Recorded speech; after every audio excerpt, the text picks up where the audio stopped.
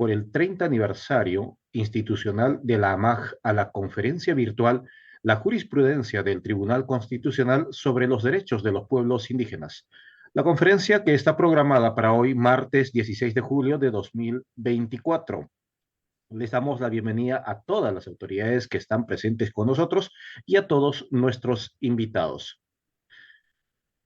A fin de dar el mensaje de bienvenida, invitamos al doctor Henry Antonio Guillén Paredes, director académico de la Academia de la Magistratura. Muchas gracias, Samuel.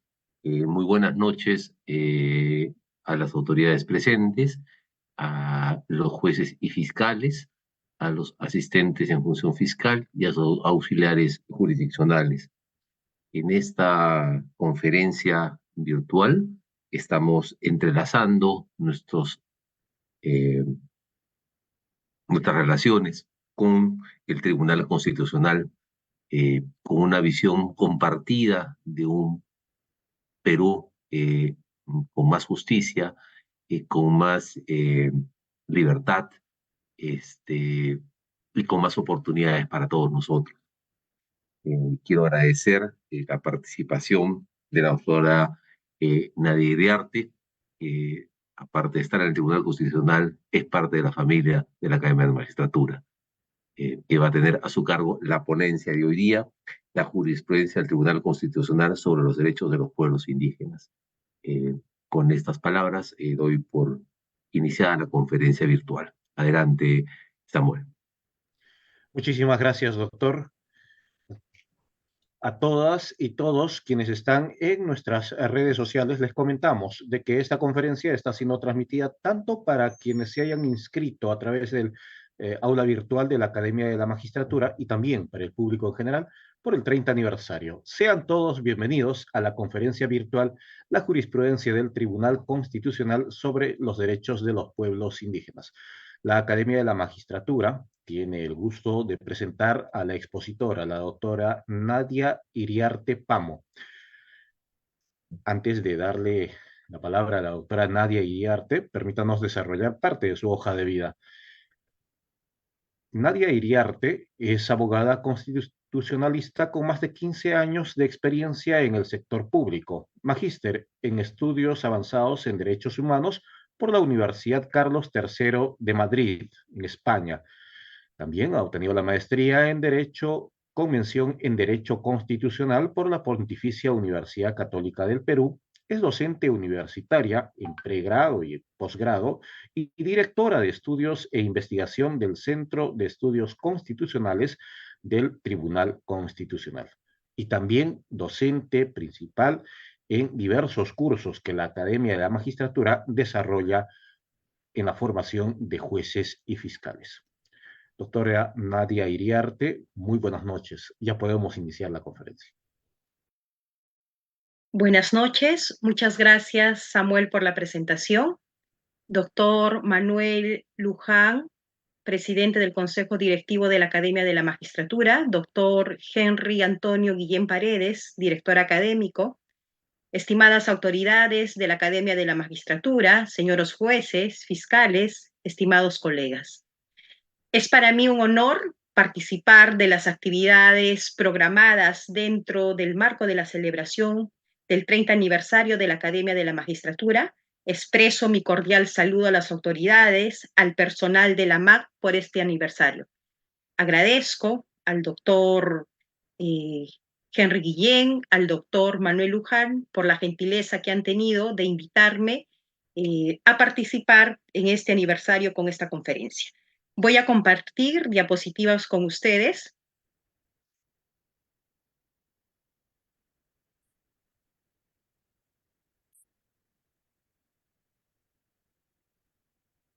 El tema que voy a abordar es un tema de especial relevancia: la jurisprudencia del Tribunal Constitucional sobre los derechos de los pueblos indígenas. Compartiré con ustedes algunas ideas, reflexiones, análisis sobre esta materia. Antes de presentar la jurisprudencia del Tribunal Constitucional, realizaré algunas precisiones.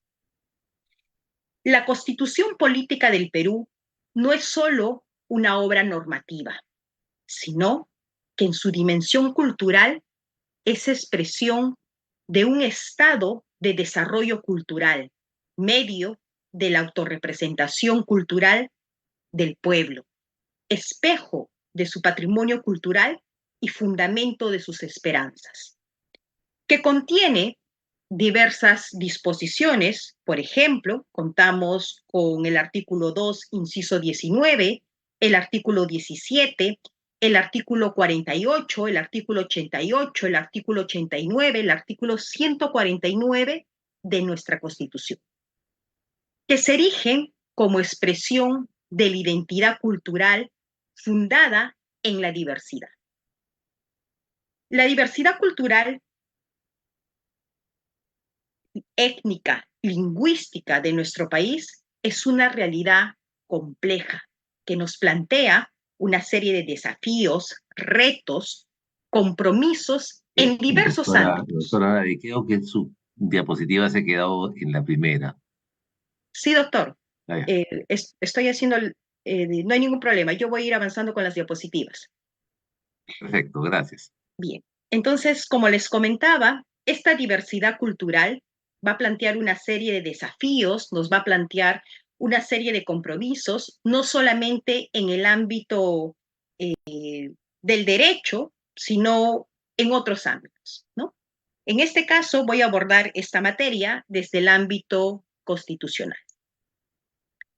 El Perú cuenta con alrededor de 55 pueblos indígenas y 48 lenguas originarias, que constituyen esta expresión de una identidad cultural.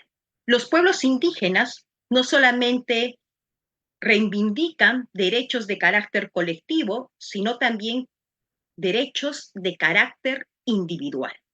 En esta exposición voy a centrarme en dos derechos fundamentales: el derecho a la propiedad comunal y el derecho al uso del propio idioma.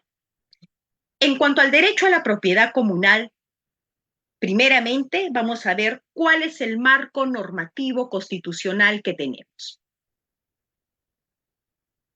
Las disposiciones constitucionales importantes en relación a este derecho son las siguientes. Este artículo 60, ¿no?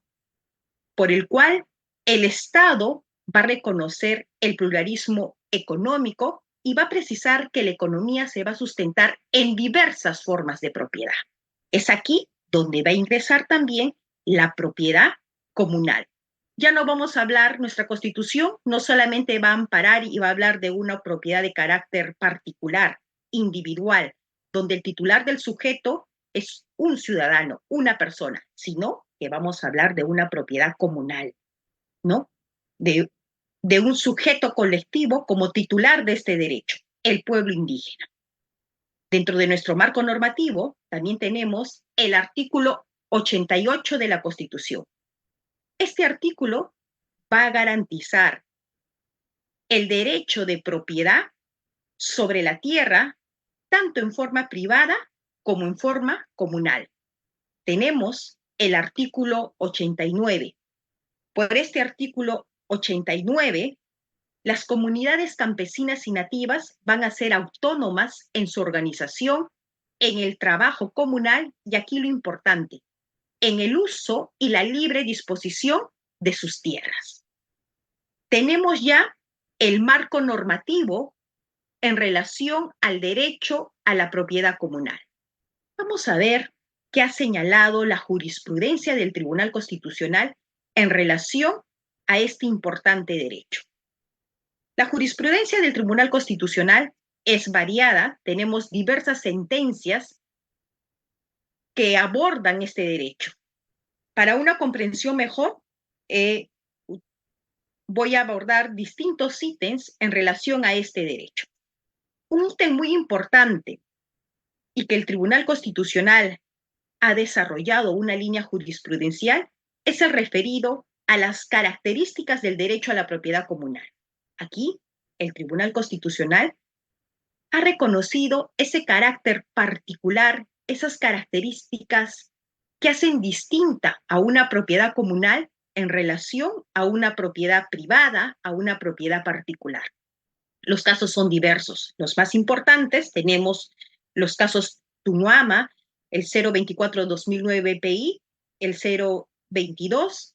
Tenemos el caso 1126, un habeas corpus, 1126-2011, un habeas corpus, el caso Tres Islas. Bien. ¿Qué es lo importante que ha definido el Tribunal Constitucional en relación a las características de este derecho? El Tribunal Constitucional va a precisar que para estos pueblos indígenas la tierra no constituye un mero bien económico, sino que es un elemento fundamental con componentes de carácter espiritual, cultural, social. En sus tierras, los pueblos indígenas desarrollan sus conocimientos, sus prácticas de sustento, sus creencias, sus formas de vida tradicionales que transmiten de generación en generación. Es en sus tierras donde van a encontrar, donde están los apus, donde van a encontrar los elementos necesarios, ¿no?, para poder hacer sus ceremonias religiosas. Además de esto, un punto muy importante, ¿no?, que el Tribunal Constitucional va a señalar en el caso Tunuama. La propiedad comunal de los pueblos indígenas no puede fundamentarse en el enfoque clásico de propiedad sobre el que se basa el derecho civil, ¿no? Aquí el juez constitucional ha dispuesto que al abordar el tratamiento del derecho a la propiedad comunal debemos de tomar en cuenta que este tiene un enfoque diferente a esa propiedad clásica, a esa propiedad en la que se basa el derecho civil. ¿Qué otro aspecto fundamental va a establecer el Tribunal Constitucional en relación a este derecho?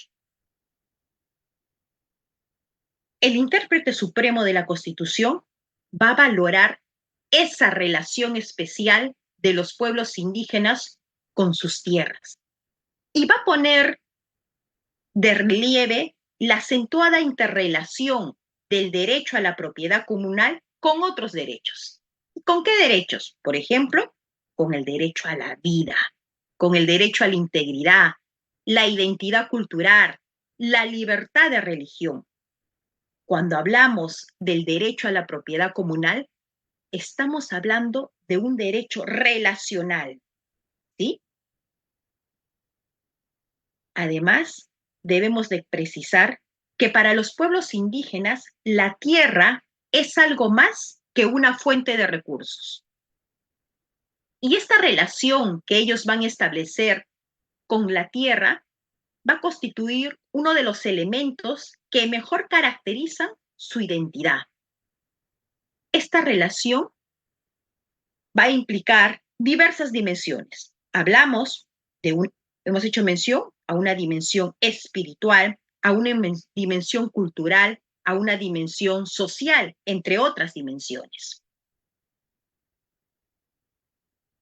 Aquí también se resalta esa dimensión colectiva y ese aspecto intergeneracional que se tiene. Esto es imprescindible para poder preservar la identidad y para el propio desarrollo de los pueblos indígenas. Para estos pueblos, la recuperación, en algunos casos, la protección de sus tierras son aquella condición sine qua non de su supervivencia como colectividades identificables. Resaltamos que sobre las particularidades de la propiedad comunal y esa estrecha relación de los pueblos indígenas con su tierra, el Tribunal Constitucional en diversas oportunidades ha recurrido a la jurisprudencia de la Corte Interamericana. Recordemos que por mandato de la Cuarta Disposición Final y Transitoria de la Constitución, el contenido de los derechos fundamentales, cuando definimos este contenido de derechos y libertades, se debe de tomar en cuenta diversos instrumentos internacionales y también las decisiones de la Corte Interamericana. Nuestro país ha ratificado la Convención Americana ha reconocido la competencia contenciosa de la Corte Interamericana. Bien, en este marco es que el Tribunal Constitucional va a tomar en cuenta diversos criterios interpretativos, ¿no? Diversa jurisprudencia que ha desarrollado la Corte Interamericana. Por ejemplo, en el caso González Tuanama, en el expediente 022-2019, un proceso de inconstitucional, el Tribunal Constitucional va a hacer mención al caso de la comunidad indígena Yaca Axet versus Paraguay. En este caso, se debe evidenciar esa estrecha relación que los indígenas mantienen con su tierra. Relación que debe ser reconocida, comprendida como esa base fundamental de su cultura, de su vida espiritual, de su integridad, de su supervivencia económica y algo muy importante, de su preservación como pueblo. En este caso, se va a puntualizar que el derecho a la propiedad comunal implica un concepto más amplio, un concepto diferente a la clásica propiedad individual. ¿Y por qué? Porque esta propiedad está relacionada con la supervivencia del pueblo indígena, con el control de su hábitat como una condición necesaria. ¿Para qué? Para la reproducción de su cultura, para su propio desarrollo y para llevar a cabo sus planes de vida.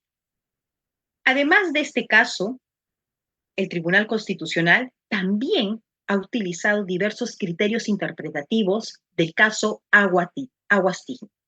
Este caso es muy importante porque fue el primer caso que en la Corte Interamericana se dio en relación a la propiedad comunal.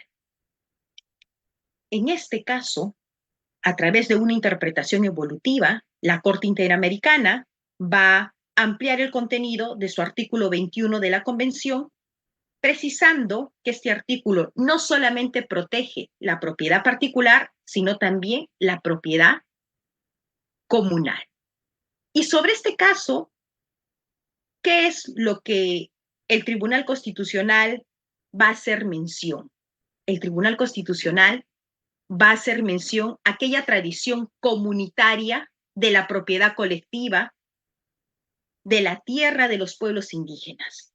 Va a enfatizar esa pertenencia que no se va a centrar en un individuo. Cuando hablamos de una propiedad comunal, cuando hablamos de este derecho, no estamos hablando del individuo como titular del derecho, sino estamos hablando de que el titular del derecho es un sujeto colectivo, en este caso, el pueblo indígena.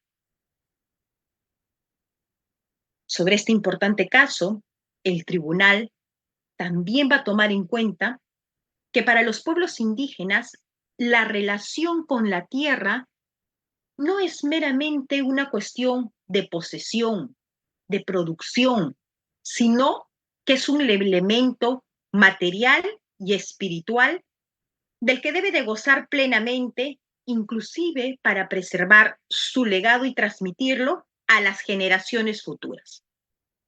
En suma, el Tribunal Constitucional, en su jurisprudencia, ha recogido y ha hecho suyos muchos criterios que la Corte Interamericana ha establecido en relación a este derecho. Bien, entonces, primer aspecto, estamos viendo el Tribunal Constitucional, en relación al derecho a la propiedad comunal, ha tomado en cuenta las diversas particularidades de este derecho, ha valorado este derecho en una dimensión de carácter espiritual, cultural, social. Ha sido enfático al señalar que no puede fundamentarse en un enfoque clásico de la propiedad y ha establecido y valorado esta relación del derecho a la propiedad comunal con otros derechos. Bien. El hecho de que el tribunal haya establecido diversas características, haya reconocido diversas particularidades en relación al derecho a la propiedad comunal, no implica que este derecho sea un derecho absoluto. El Tribunal Constitucional ha precisado en su jurisprudencia que al igual que otros derechos, cuando hablamos del derecho a la propiedad comunal, estamos hablando de un derecho que tiene límites en su ejercicio. Los derechos interactúan con otros derechos, pueden tener límites en otros derechos o en otros bienes protegidos, ¿no? Este también es el caso de la propiedad comunal, y cuando se produce esta situación, ¿no? Lo que precisa el Tribunal Constitucional es que debe de ponderarse cada uno de los derechos, ¿no? Hablando de los límites del derecho a la propiedad comunal, es necesario hacer referencia al artículo 70, el artículo 70 de la Constitución. Este artículo 70 de la Constitución es el artículo que se refiere a la propiedad, ¿no? El artículo 70 va a establecer, en virtud de la seguridad nacional, de la necesidad pública, previo pago efectivo de una indemnización, es factible que se dé la expropiación. Pero aquí el Tribunal Constitucional va a señalar que esta situación no puede ser considerada como una opción inicial, sino que debe ser considerada como una excepción. En este caso, el caso 022-2009 PI, el tribunal va a enfatizar que cuando un pueblo indígena se ve perjudicado por la expropiación de su terreno, se puede vulnerar algo más que su derecho fundamental a la propiedad. Recordemos que hablábamos de la propiedad como un derecho relacional. En ese sentido, se puede poner en riesgo la propia existencia del pueblo indígena, sus valores espirituales. Es por ello que el Tribunal Constitucional va a señalar que esta obligación del Estado no debe remitirse solamente al pago de un justiprecio, sino que debe ir más allá. ¿Y hacia dónde es ese más allá? Hacia un beneficio compartido.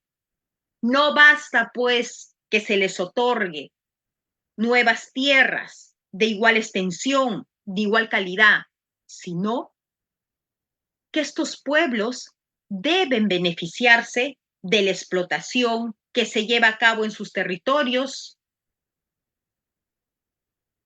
De esta forma, se garantizaría no solo la continuidad de su existencia, sino el mejoramiento de la calidad de su vida.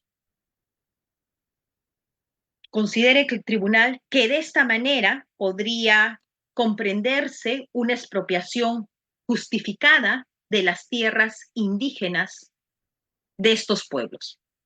De lo contrario, tales pueblos podrán recurrir a las vías legales pertinentes a fin de tutelar sus derechos.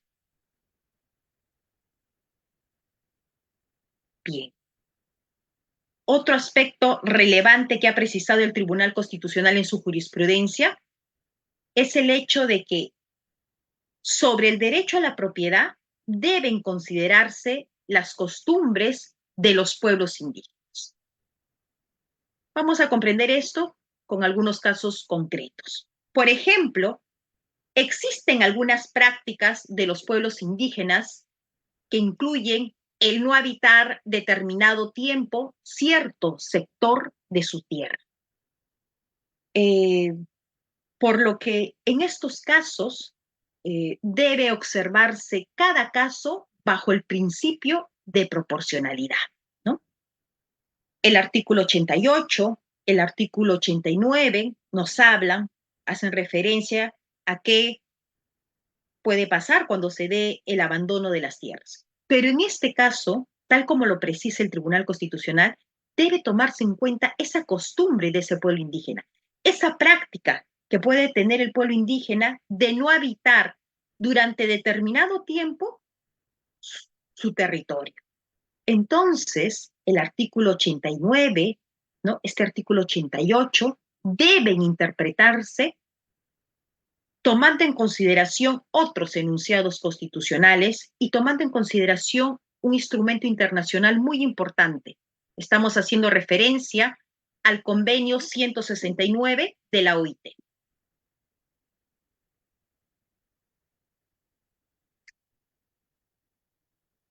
Con este caso, el tribunal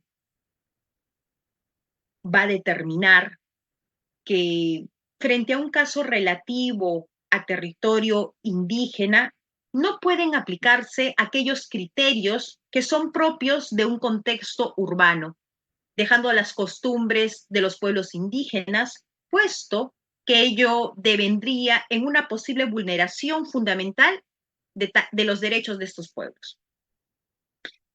Esto se va a fundamentar en esa relación especial a la cual hemos hecho referencia, ¿no? A esas dimensiones que va a tener la tierra para los pueblos indígenas, dimensiones de carácter espiritual, de carácter cultural, ¿no? En suma, es importante que cuando abordamos este derecho tomemos en cuenta esas costumbres. Otro punto valioso sobre el cual va a pronunciarse el Tribunal Constitucional en sus sentencias es la importancia de la delimitación del territorio.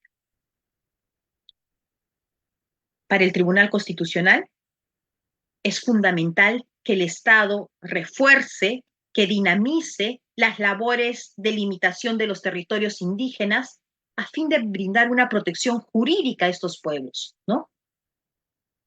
El órgano constitucional va a considerar que con ellos también se estaría promoviendo la seguridad jurídica.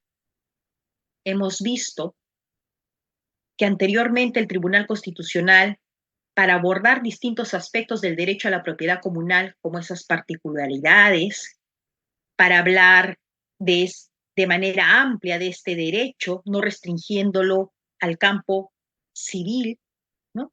El Tribunal Constitucional ha recurrido a la jurisprudencia de la Corte Interamericana, ha recurrido a la Convención Americana. En este caso, apela también a un instrumento importante, el Convenio 169 de la OIT, que en su artículo 14 va a prescribir aquella obligación de los estados de proteger los derechos de propiedad de los pueblos indígenas, adoptando una serie de medidas necesarias, siendo una muy importante determinar cuáles son las tierras de estos pueblos. Hasta aquí hemos definido aspectos significativos de este derecho a la propiedad comunal. Quiero hacer mención a un caso muy importante que abordó el Tribunal Constitucional. Este es el caso de la comunidad nativa Tres Islas, es el expediente 1126-2011, es un habeas corpus. ¿En qué consiste este caso? ¿Qué aspectos importantes el Tribunal Constitucional vio en él? En este caso, los integrantes de la comunidad Tres Islas decidieron controlar la intrusión no autorizada de terceros a sus territorios, ¿no? Porque estas terceras personas estaban realizando actividades de tal ilegal, minería informal. Entonces, ¿qué decide los integrantes de esta comunidad? Los integrantes de esta comunidad van a decidir construir una garita, colocar un cerco de madera, van a colocar un cerco en el camino vecinal Fiscarral Teniente y Acevedo Diamante, ¿no? Entonces, a raíz de esta intromisión no autorizada, ellos deciden colocar una garita y colocar un cerco de madera. Pero ¿qué pasa? Las personas, estos terceros que ingresaban a este territorio, van a interponer una serie de procesos, y en uno de estos procesos se va a dictar una sentencia, ¿no? Es la sentencia expedida por la Sala Superior Mixta de Apelaciones de la Corte Superior de Madre de Dios, ¿no? ¿Y qué va a ordenar esta sentencia? Esta sentencia va a ordenar el retiro inmediato de ese cerco de madera, de esa garita que habían colocado los miembros de esta comunidad, ¿no? Además, va a precisar que se remita lo actuado al representante del Ministerio Público para que proceda conforme a sus atribuciones, ¿no? Entonces, los integrantes de esta comunidad van a considerar que se ha iniciado una persecución penal, arbitraria, inconstitucional, en contra, ¿no?, de las autoridades de la comunidad Tres Islas que tomaron esta decisión. Entonces, es por eso que van a interponer un proceso de habeas corpus donde se va a cuestionar esta resolución. Este proceso de habeas corpus vía recurso de agravio constitucional va a llegar al Tribunal Constitucional. En este caso, el Tribunal Constitucional va a declarar fundada la demanda, ¿no? Se va a considerar que se ha vulnerado el derecho a la propiedad comunal, se va a declarar la nulidad de esa resolución a la cual hemos hecho mención. ¿Qué va a determinar el Tribunal Constitucional en este caso? Va a determinar que uno de los derechos que se enmarca en la afectación que señalaban las partes era el derecho a la propiedad comunal. El órgano constitucional va a considerar que se ha acreditado la vulneración del derecho a la propiedad comunal de la comunidad Tres Islas. ¿Y por qué? Porque al haberse permitido a las empresas que las empresas de transporte ingresen al territorio de tal comunidad sin que tengan un título legítimo, sin que los miembros de esta comunidad lo autoricen, se estaría vulnerando estos derechos. Estas personas no tienen autorización para ello. La otra parte, el derecho que alegó, fue el derecho a la libertad de tránsito. Frente a este derecho a la propiedad comunal, alegó la defensa de su derecho a la libertad de tránsito.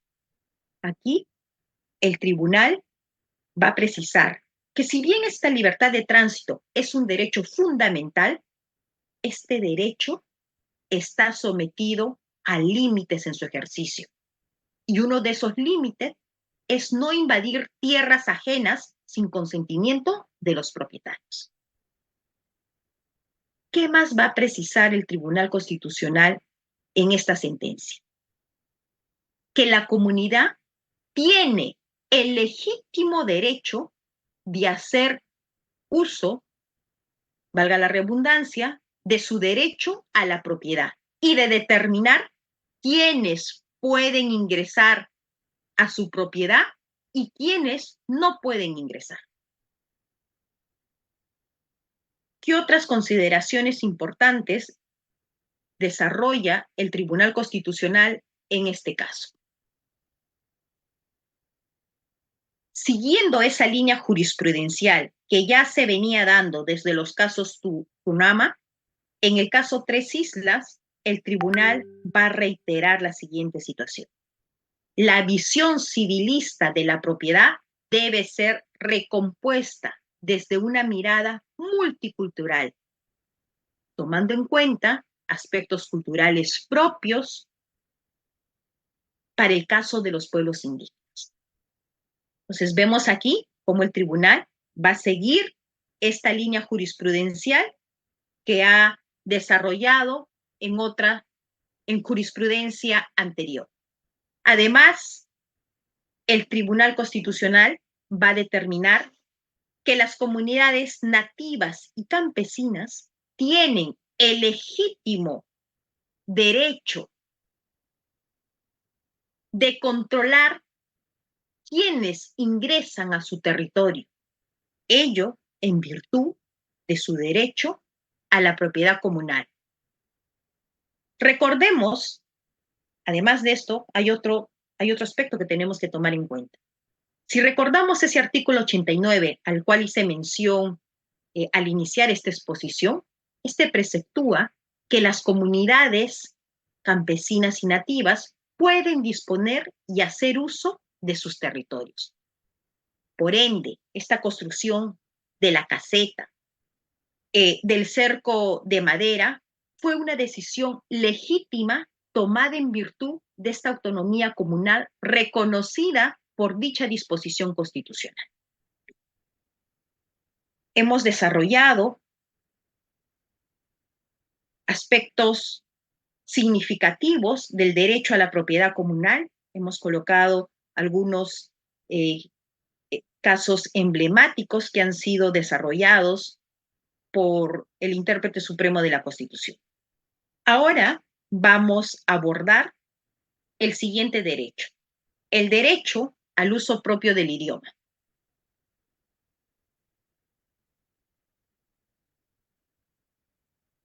Al igual que en el caso anterior, vamos a ver cuál es el marco normativo constitucional que tenemos. Dos disposiciones importantes. El artículo 2, inciso 19, y el artículo 10 y el artículo 48, ¿no? ¿Qué es importante definir cuando hablamos de este derecho, ¿no?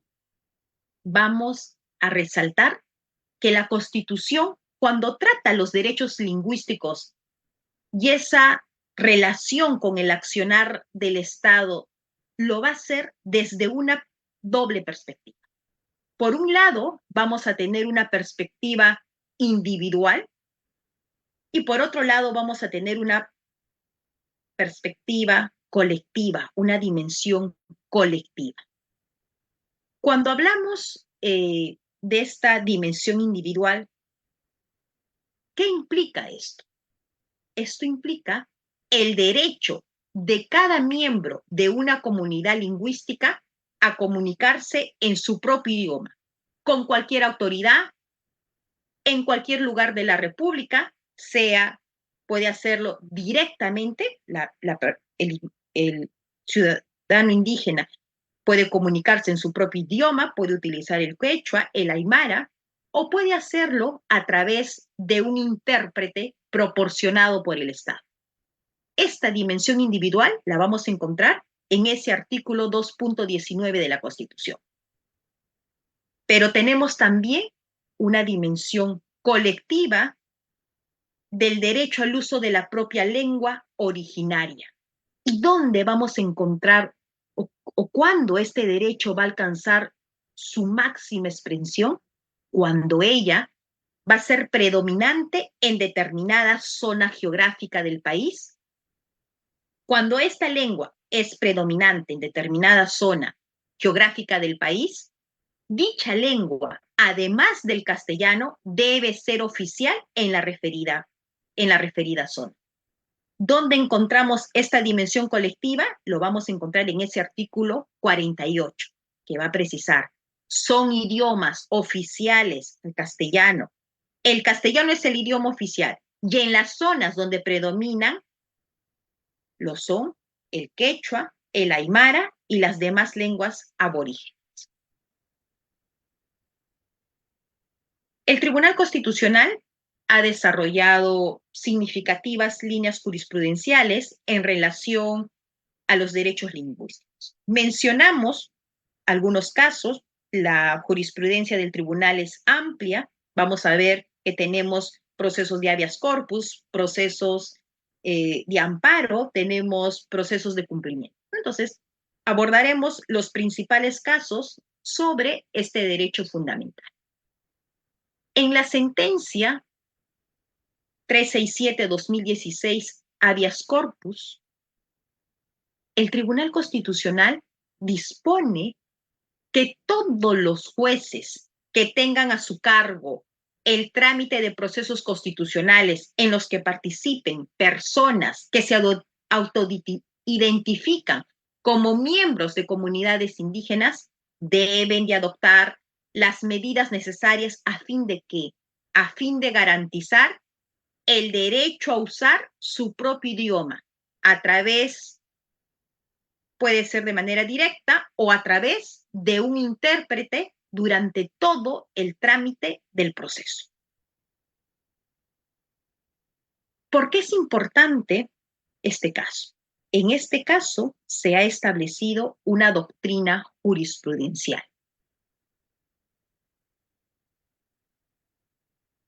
¿Cuál es la doctrina jurisprudencial que ha establecido el Tribunal Constitucional? Que los jueces constitucionales tienen la obligación de garantizar la impartición de justicia en los casos que las personas se autoidentifiquen como indígenas, considerando los siguientes principios. ¿Qué principios debe considerar el juez constitucional? El acceso a la justicia diferenciada, el derecho de defensa, el principio pro persona, pro pueblo indígena, no discriminación, equidad jurídica, la acción afirmativa, el trato con respeto a la diferencia cultural, la no revictimización, la protección a la identidad e integridad del grupo y a ser informado de manera adecuada. Esta es una doctrina establecida por el Tribunal Constitucional en este caso.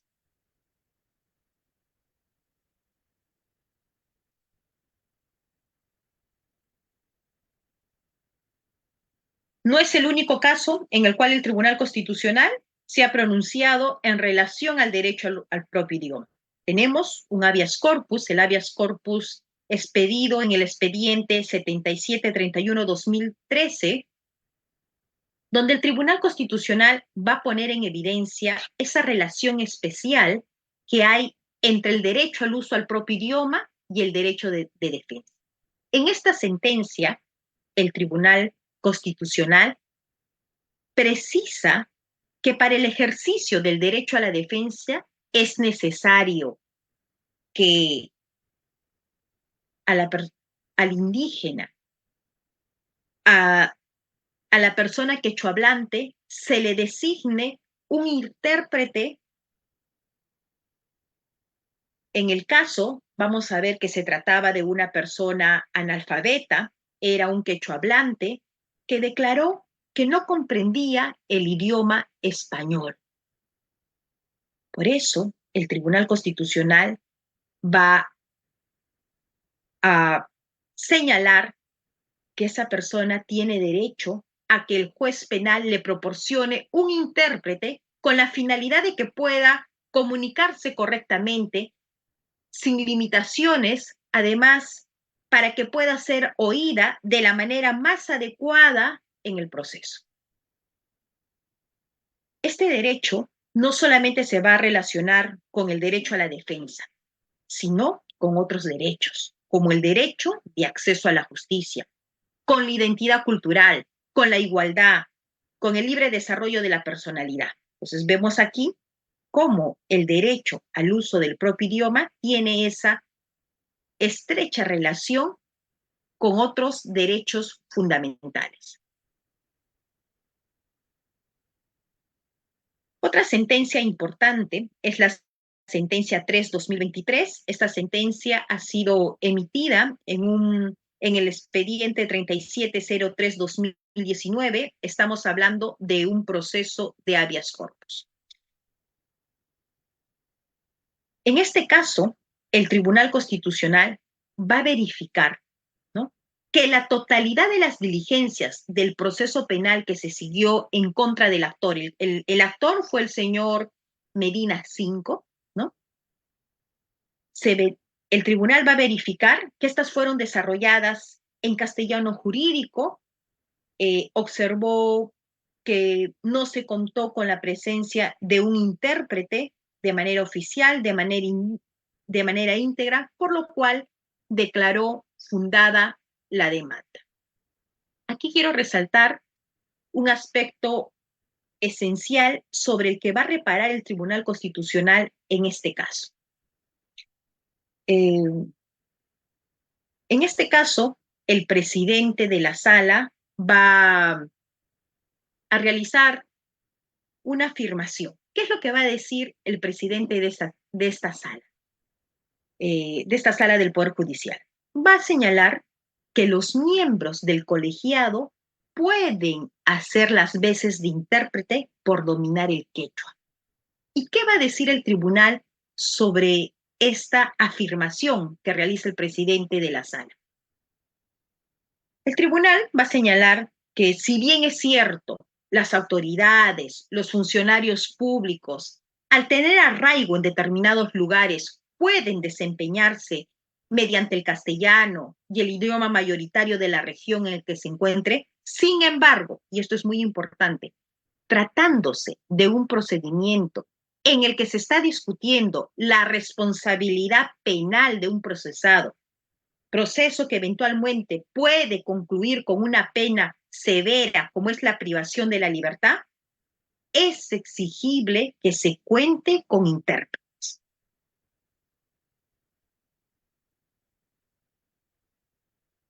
Hemos hecho referencia a un proceso de habeas corpus, ¿no? Vamos a ver que el Tribunal Constitucional, en relación a este derecho al uso del propio idioma, no solamente se va a pronunciar en procesos de habeas corpus, sino que se va a pronunciar en otros tipos de procesos, como por ejemplo un proceso de cumplimiento. En este caso, vamos a hacer mención a la sentencia expedida en el expediente 6349-2015, es un proceso de cumplimiento, ¿no? Como sabemos, los procesos de cumplimiento tiene por objeto, ¿no? Buscan proteger el derecho a la eficacia de una norma legal, de un acto administrativo. ¿Cuál era la norma que aquí los funcionarios eran retinentes a cumplir, ¿no? Este era el artículo 114, inciso 2 y 3 del nuevo Código Procesal Penal, ¿no? Del Decreto Legislativo 957. Esta disposición establece la obligación del Poder Judicial de proporcionar intérpretes en todos los procesos penales realizados por la Corte Superior de Amazonas cuando los procesados pertenezcan al pueblo indígena Aguajunguames, ¿no? Y que estos miembros de este pueblo indígena no entiendan el español o tengan dificultad para entenderlo. Entonces, esta norma estaba siendo dejada de lado dentro del Poder Judicial, no se estaba aplicando, es por esta razón que se va a interponer este proceso de cumplimiento. En el proceso se va a alegar que dicha obligación es una manifestación de lo establecido en ese artículo 2, inciso 19 a la Constitución, disposición constitucional que aborda esa dimensión individual del derecho al uso del propio idioma.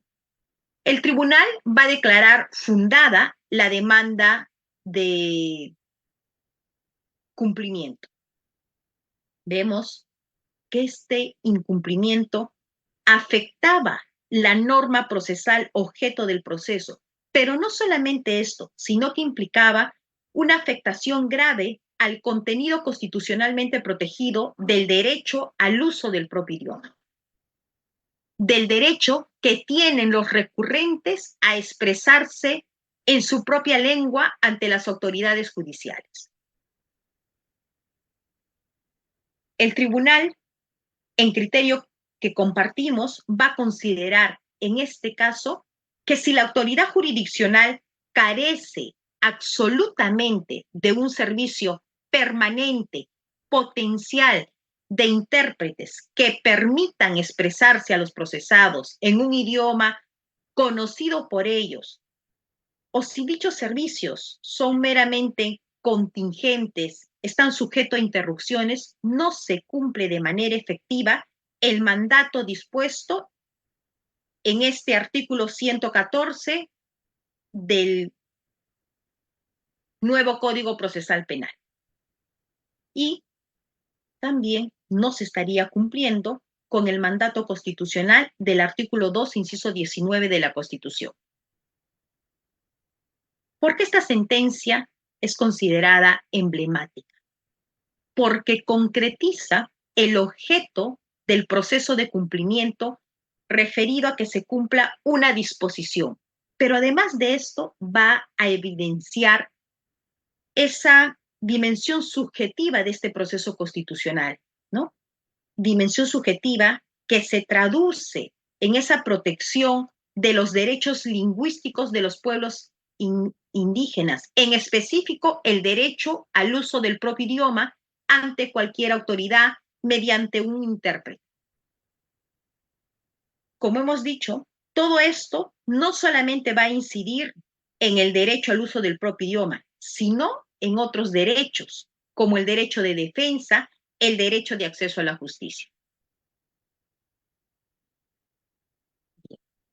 ¿Qué otro aspecto es necesario resaltar en relación a este derecho?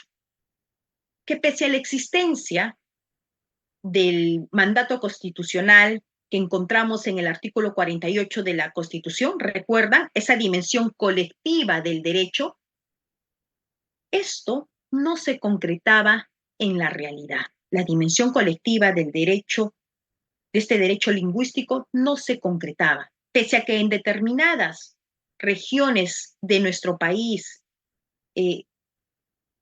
encontrábamos la mayor parte de esta población hablaba otro idioma, como por ejemplo el quechua, el aymara. Estas lenguas no eran consideradas oficiales, ¿no? Entonces, la Constitución, tenemos una Constitución de 1993 con este mandato constitucional del artículo 48, pero esto no se concretaba. El año 2011 se va a publicar la ley 29735. Esta es la ley que regula el uso, la preservación, el desarrollo, la recuperación, la difusión de las lenguas originarias del Perú. Posteriormente se va a aprobar su reglamento, el Decreto Supremo 04-2016, ¿no? Miren cuánto tiempo pasa, ya estamos en el año 2016, pero esto no implicó cambios significativos en la materialización del derecho a que el Estado haga oficiales aquellas lenguas originarias ahí donde éstas son predominantes. Bajo este contexto, el año 2018, el Tribunal Constitucional va a sentar un hito importante. ¿Por qué? Porque el Tribunal Constitucional va a declarar, en el caso María Díaz Cáceres de Tinocos, el Tribunal Constitucional va a declarar un estado de cosas inconstitucional, ¿no? Y en relación a qué se va a declarar el estado de cosas inconstitucional, en relación con la ausencia de la efectiva vigencia del derecho a que el Estado se comunique oficialmente también en lenguas originarias, en aquellas zonas del país donde éstas son predominantes. Mandato establecido en el artículo 48 de la Constitución. El Tribunal Constitucional, frente a esta vulneración generalizada de este derecho en diversas zonas del país, lo que va a hacer, va a utilizar esta herramienta, el estado de cosas inconstitucional, herramienta que vino utilizando el Tribunal Constitucional desde el año 2004. Entonces, se establece un estado de cosas inconstitucional, pero además de esto va a disponer diversas acciones que deben de ser realizadas por las entidades públicas, por las entidades privadas que prestan servicios públicos. ¿Qué ordenó el Tribunal Constitucional a raíz de la declaratoria de este estado de cosas inconstitucional? Diversos aspectos muy relevantes. Por ejemplo, ordenó que el Ministerio de Educación, en un plazo no menor de 6 meses contados desde la fecha de la publicación de esta sentencia, elabore y publique el mapa etnolingüístico del Perú, tal como lo establecía la ley 29735, ¿no? pero que hasta el momento no se contaba en nuestro país con un mapa etnolingüístico. ¿Esto efecto de qué? De que se determine qué lenguas originarias y en qué zonas del país resultan predominantes y por ende oficiales. Recuerden el recorrido que yo he hecho desde cuándo era esta ley y hasta ese momento el Perú no tenía un mapa etnolingüístico. Entonces, no teníamos el mapa etnolingüístico, había un mandato del artículo 48, pero este mandato no se concretaba en la realidad. Bien. ¿Qué otras acciones importantes realizó el Tribunal Constitucional en relación a este caso? Mediante acuerdo de pleno, el Tribunal Constitucional el año 2020 va a disponer someter el caso Díaz Cáceres al procedimiento de supervisión de cumplimiento de sentencia. Solo fueron algunos los casos que fueron sometidos a la supervisión del cumplimiento de sentencias. Estuvo también, por ejemplo, el caso de las hermanas Ciesias, ¿no? Y este caso. No todos los casos del Tribunal Constitucional son sometidos a este procedimiento. Pero dada la importancia del caso Díaz Cáceres de Tinoco, se sometió a este procedimiento de supervisión de cumplimiento de sentencias dentro del Tribunal Constitucional. Se realizaron diversas audiencias donde participaron los entes involucrados en este proceso y finalmente el Tribunal Constitucional en diciembre del año 2020 va a expedir el auto que declara que el Ministerio de Educación ha cumplido con el mandato de elaborar y de publicar el mapa etnolingüístico del Perú.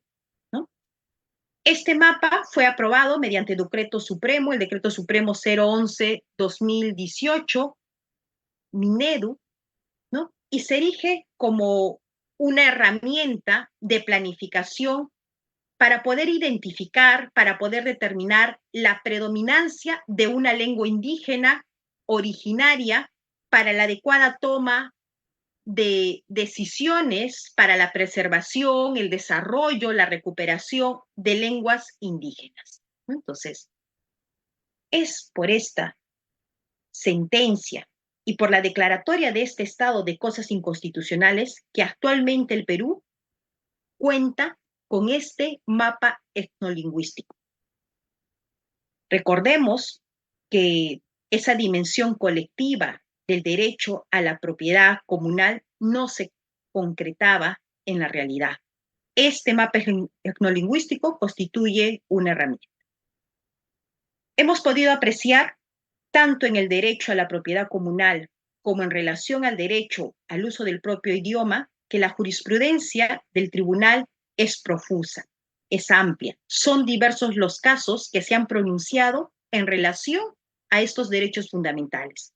Tenemos procesos de amparo, tenemos procesos de habeas corpus, tenemos procesos de cumplimientos, acciones de inconstitucionalidad, ¿no?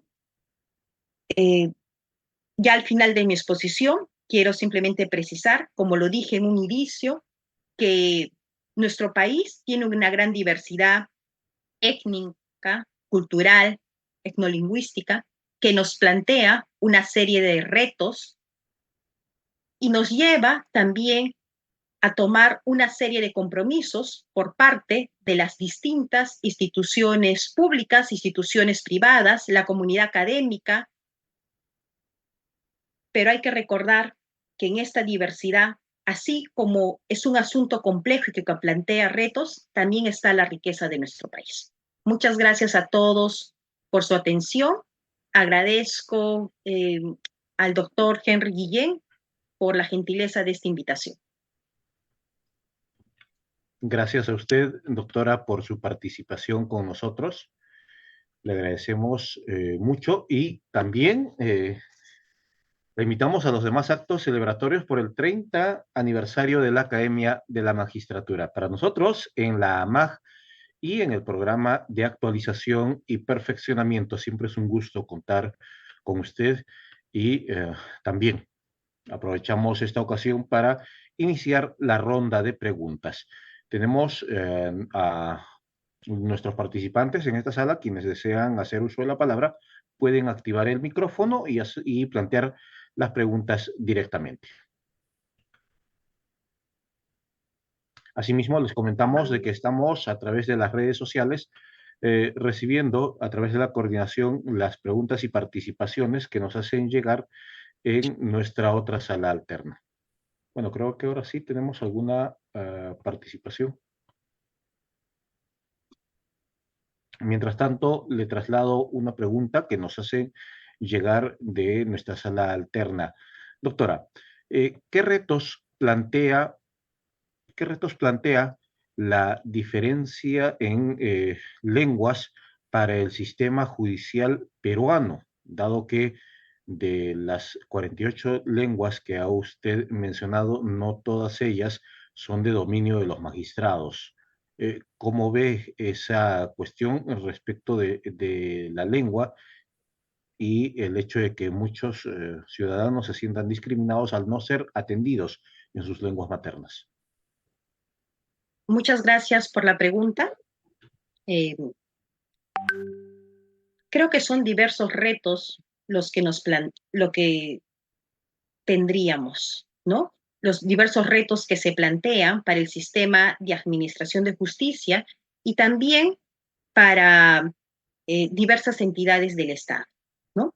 Entonces, en los casos que yo les he planteado, por ejemplo, hemos visto que la mayoría de los casos han sido declarados fundados. ¿Por qué? Porque no se proporcionó un intérprete a esta persona que hablaba otra lengua, el quechua, el aymara. Entonces, creo que aquí es necesario ver si bien el sistema de administración de justicia cuenta con intérpretes oficiales, sin embargo, no es suficiente. Es necesario ampliar la cantidad de intérpretes que se deben de tener en el sistema de administración de justicia. Pero además, también veamos que, por ejemplo, cuando hablamos de los idiomas, cuando hablamos del quechua, ¿no? El quechua de un lugar no es el mismo, o sea, si bien es cierto, es el idioma quechua, pero cada lugar tiene su particularidad. Entonces también es importante la formación que puedan tener estos intérpretes para que de manera correcta y adecuada puedan expresar aquello que está señalando el procesado, ¿no? Para que esta persona efectivamente ejerza su derecho a la defensa, ¿no? Entonces, creo que un aspecto tiene que ver con todo lo relacionado a contar con intérpretes, la capacitación suficiente de estos intérpretes, ¿no? Esta vendría a ser esta dimensión individual del derecho al uso del propio idioma. Pero recordemos que también hay una dimensión de carácter objetiva, ¿no? Entonces, por esta dimensión objetiva hemos precisado Nada más termino de hablar, ¿eh? que en aquellas zonas donde, además, donde predomine otra lengua que no sea el castellano, como por ejemplo el quechua, el aymara, estas deben de ser consideradas también lenguas oficiales. ¿Qué implica esto?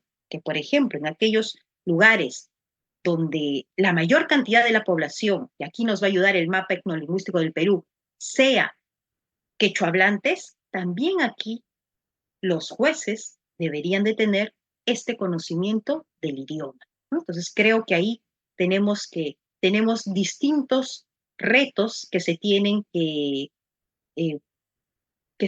afrontar, y para esto es muy importante el compromiso que se pueda tener en el Poder Judicial, así como en otras entidades del Estado y entidades privadas también. Muchas gracias, doctora. Nos acaban de hacer llegar otra pregunta. ¿Qué opinión jurídica le merecen ciertos casos de demandas de reivindicación por particulares ante juzgados civiles respecto de áreas territoriales donde se asientan pueblos indígenas? Bien. esta situación, ¿no?, va a presentar, estaríamos hablando por un lado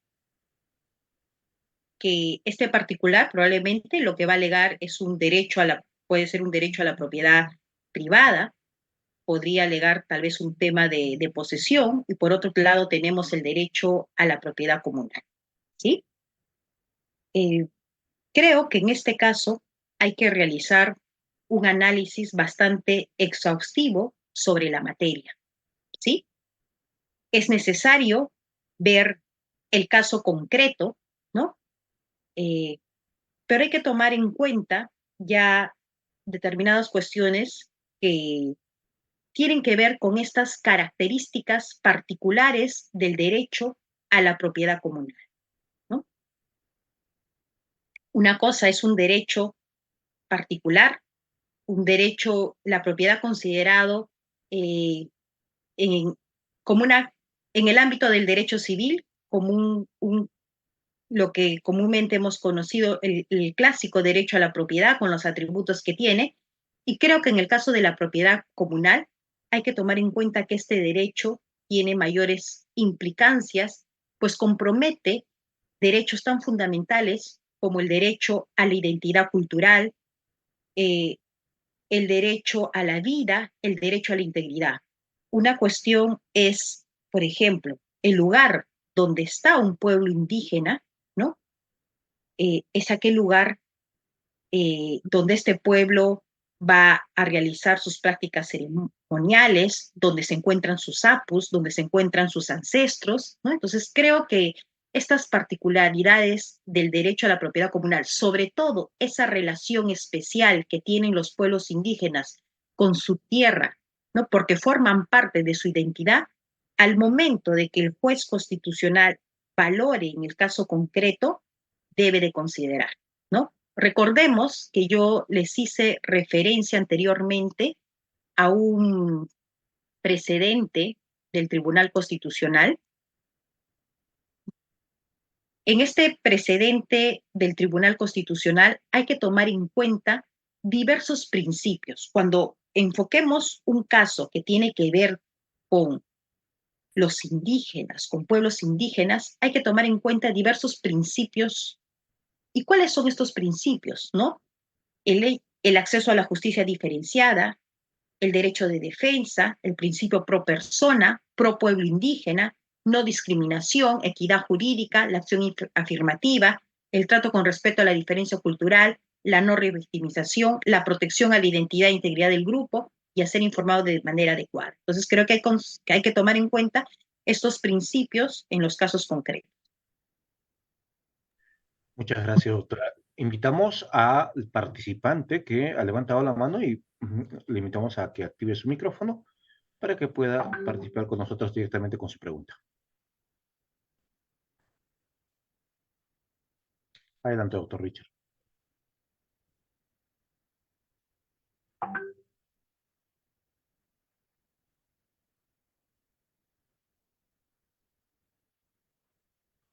Bueno, mientras esperamos ello. Buenas noches, no sé si se me escucha.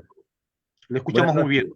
Bien, Adelante. gracias de antemano y saludo y agradecimiento a la doctora Nadia por la importante información que nos brinda el día de hoy a través de este evento.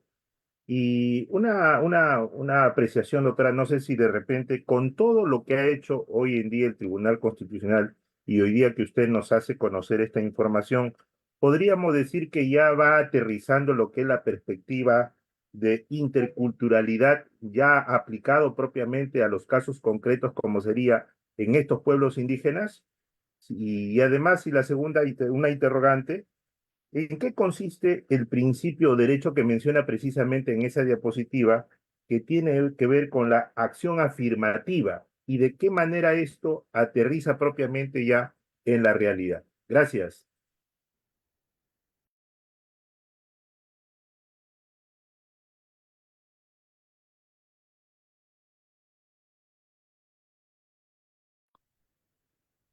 Muchas gracias, doctor, por la pregunta.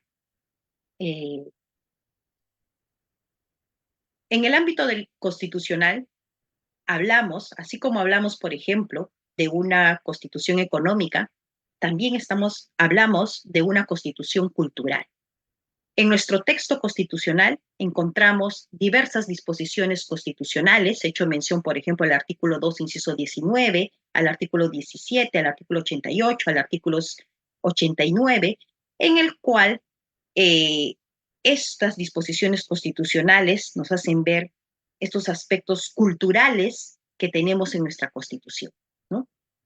Pero muchas disposiciones de la Constitución pueden ser disposiciones de carácter general que es necesario llenar en su contenido. Entonces, considero que el Tribunal Constitucional, a través de su jurisprudencia, está dando contenido, ¿no?, a estas disposiciones constitucionales, ¿no? Contenido que tome en cuenta el desarrollo que se viene dando a nivel internacional, la jurisprudencia de la Corte Interamericana, los instrumentos internacionales, ¿no? Y de esta manera puede concretizarse de mejor manera en la realidad estos derechos fundamentales que tienen que ver con la identidad cultural, ¿sí? Por ejemplo, les coloqué un ejemplo, vale la redundancia, coloqué un ejemplo concreto en el artículo 48. Este artículo 48 estaba en la disposición, en la Constitución, desde el año 1993. Miren cuánto tiempo ha pasado y no veíamos concretarse en la realidad. Las normas que se expedían, pasó mucho tiempo, se expidió una ley, luego otra norma, pero no se concretizaba. Es a partir de una sentencia del Tribunal Constitucional, el caso Díaz Cáceres de Tinoco, con esta declaratoria de Estado inconstitucional, que se logra un avance, un paso más. Entonces soy de la opinión que la jurisprudencia del Tribunal Constitucional, ¿no?, está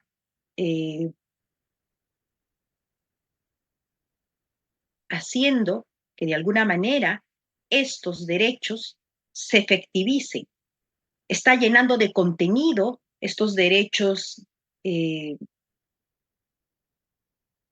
referidos a la identidad cultural, al derecho al uso al propio idioma, el derecho a la propiedad comunal.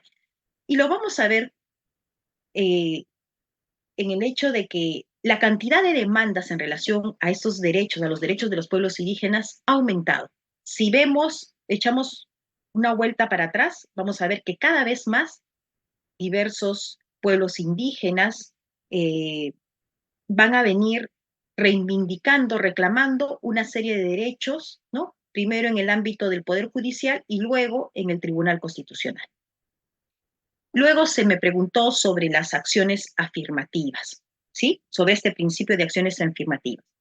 Por este principio, se debe de, por una acción afirmativa es una medida, ¿no?, que se toma de manera excepcional para lograr una igualdad de carácter material, ¿no?, frente a una desigualdad existente a efecto de lograr una igualdad material, ¿no?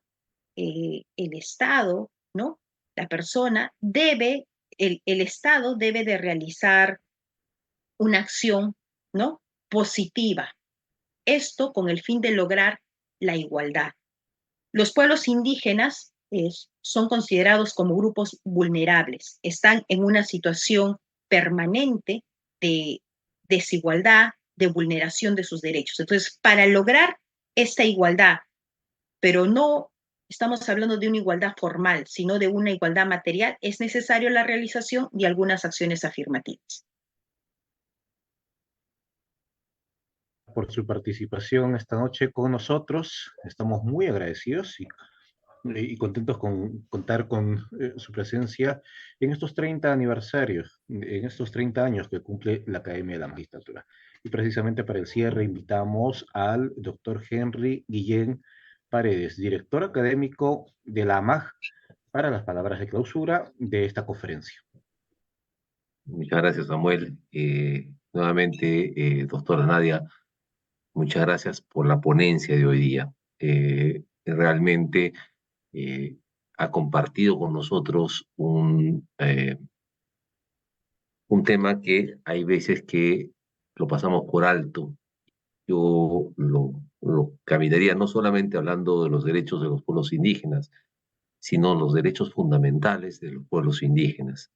El tema de propiedad, el tema del idioma, que lo ha tratado usted en forma tan clara, creo que nos da un derrotero importante. Y creo que nos establece una línea de trabajo en conjunto podemos hacer desde la Academia de Magistratura con el Tribunal Constitucional para que estas jurisprudencias, estos temas que ustedes han tratado también, podamos seguirlo desarrollando en otros espacios que podamos generar desde la Academia de Magistratura. Muchas gracias, doctora Nadia, por el tema. Quiero invitar a todos los presentes a la conferencia internacional del día de mañana, a las 5:30, ¿verdad, Samuel? Los esperamos a todos para seguir con esta semana de aniversario institucional por los 30 años de la Academia de la Magistratura. Muchas gracias. Con estas palabras doy por clausurada esta conferencia. Buenas noches, doctora Nadia. Buenas noches. Buenas noches.